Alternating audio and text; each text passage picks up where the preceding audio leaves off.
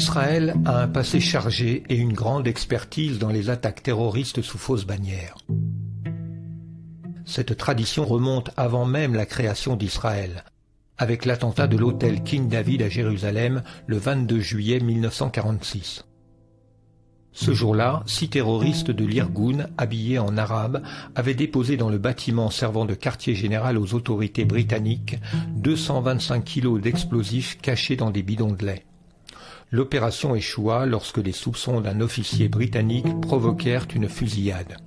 Les membres du commando s'enfuirent en déclenchant la mise à feu des explosifs, causant la mort de 91 personnes, majoritairement des Britanniques mais aussi 15 Juifs.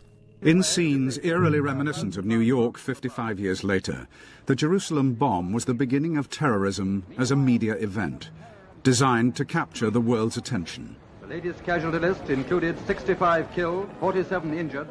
The perpetrators, Zionist Jews, members of Menachem Begin's Irgun terrorist network.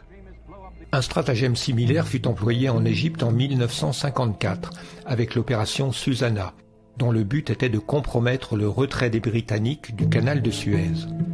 Des Juifs égyptiens entraînés en Israël perpétrèrent contre des cibles britanniques plusieurs attentats à la bombe qui furent mis sur le compte des frères musulmans.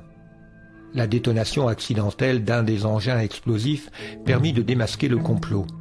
Le scandale fut minimisé dans les médias israéliens et américains et ce n'est qu'en 2005, 50 ans après, que l'État israélien reconnut officiellement sa responsabilité.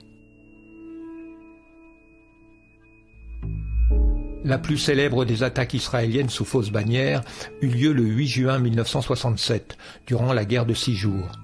Par une journée ensoleillée, 3 avions bombardiers sans marquage et 3 bateaux torpilleurs israéliens bombardèrent, mitraillèrent et torpillèrent durant 75 minutes le USS Liberty, un navire américain non armé, avec l'intention manifeste de ne laisser aucun survivant.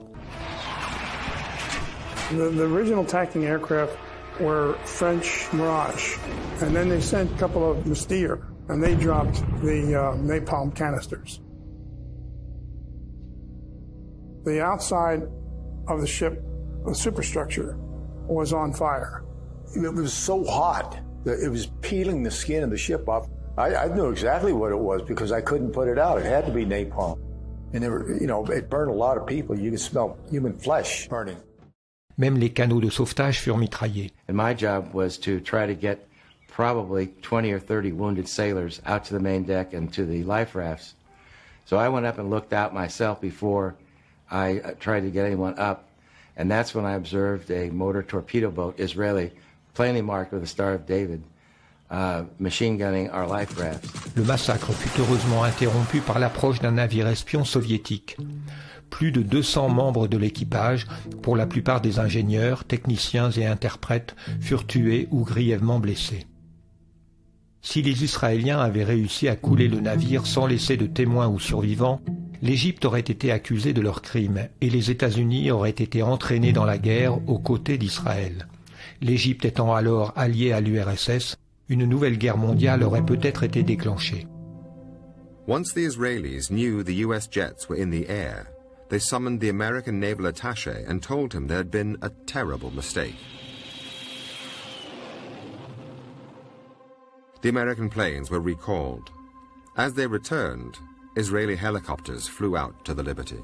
This one had some personnel from the Israeli government and the U.S. Naval Attaché dropped a brown paper sack on the deck in the forepart of the ship. Weighted down with an orange, had a business card in it. It landed right next to the severed leg of one of the deck personnel.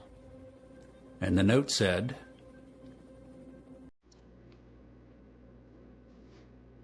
"Do you have casualties?"